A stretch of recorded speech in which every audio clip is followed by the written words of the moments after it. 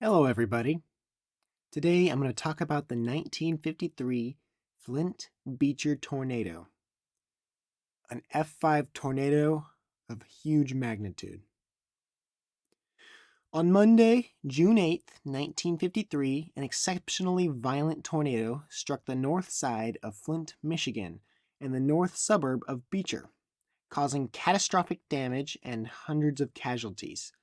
Rated as an F5 on the Fujita scale, the tornado touched down in Genesee County, Michigan at 8:30 p.m. and continued on an 18.6-mile path, 29.9 kilometers also, causing 116 fatalities, 844 injuries, and an estimated $19 million in damage. That was for 1953. Nowadays, that's about $1.1 billion worth of damage. This was the deadliest tornado in Michigan's history, and the 10th deadliest tornado in U.S. history. Most of the casualties and damage occurred in the unincorporated community of Beecher. The tornado was one of 8 tornadoes that touched down the same day in eastern lower Michigan and northwest Ohio.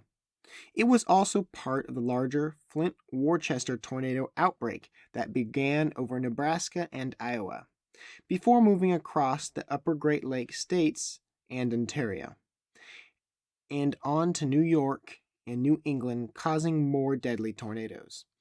This is often noted as the last single tornado to exact a triple-digit death toll in the United States until the 2011 Joplin tornado,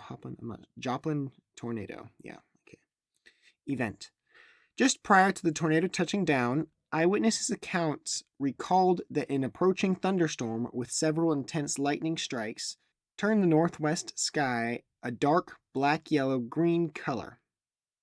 The U.S. Weather Bureau observations that evening recorded a temperature of 78 degrees Fahrenheit, 25.5 degrees Celsius, with a dew point of 71 degrees Fahrenheit, and a barometric pressure reading that fell to 28.89 inches of mercury. Surface map analysis show a frontal system associated with a strong low pressure moving west across lower Michigan. At 7:30, the Weather Bureau's Severe Storm Unit issued a severe weather bulletin alerting of the threat of hazardous weather for southeastern lower Michigan. At approximately 8:30 p.m., the tornado touched down in Mount Morris Township north of Flushing, near the intersection of Webster and Coldwater Roads. It began to take a path directly east down the Coldwater Road corridor, entering the residential neighborhoods of the Beach District, a Flint suburb, moving at approximately 35 miles per hour. The tornado cut a path 833 yards wide. At the time, before severe thunderstorm and tornado warnings, the residents of Beecher had almost no advanced warning other than by sighting the tornado heading towards them.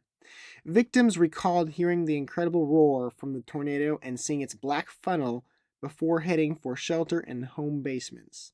The densely populated Beecher neighborhoods took a direct hit, with several single-family houses being completely destroyed.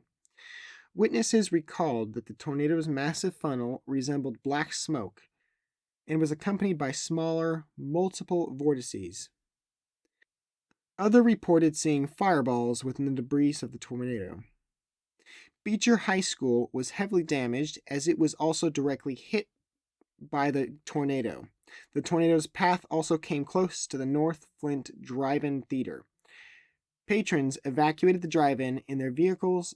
Some got into vehicle crashes in the ensuing panic to flee, while others inadvertently drove into the path of the tornado after leaving the theater.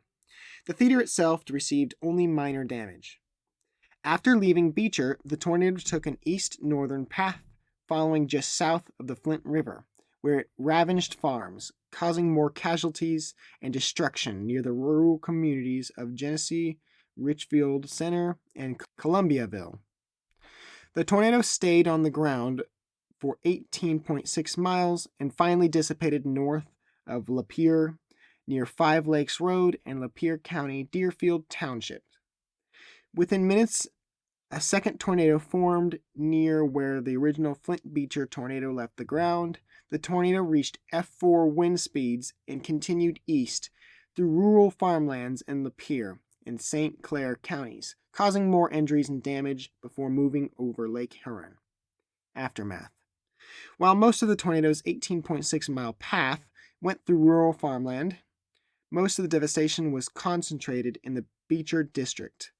113 of the 116 fatalities from the tornado occurred in Beecher, including 54 children under the age of 18, with multiple deaths occurring in 20 families. The two greatest losses were exacted to the families of Pedro Garcia and Thomas Gensel. Both men survived but lost their entire families. Garcia, a worker at General Motors, had been at work when the tornado struck, while his small home was directly in the path of the storm. His wife, Jencelia, who was 8 months pregnant with their third child, was killed, as were their two small children and a niece who lived with them. Jensel had been at home with his wife, Vanessa, and their 4 children when their home was blown apart. Only Thomas survived. 8 area hospitals, including 3 at Saginaw, were involved in treating victims. Some accounts recalled employees of Flint's automobile industry leaving factories to head to the site to discover whether or not their families had survived. Large sections of neighborhoods were completely destroyed.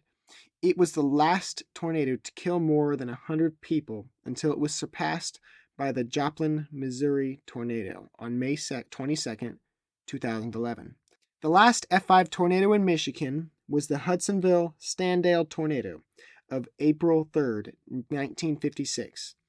It was debated in the U.S. Congress at the time whether recent atomic bomb testings in the upper atmosphere had caused tornadoes, including this one. Congressman James E. Van Zant was among several members of Congress who expressed their belief that the June 4th bomb testing created the tornadoes, which occurred far outside the traditional tornado alley.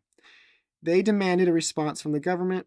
Meteorologists quickly dispelled such an assertion, and Congressman Van Zant later retracted his statement. Alright, that ends this video. I hope you guys have enjoyed. If so, please like and subscribe, and I'll definitely make more like that. I'll see you guys all next time. Until then, goodbye.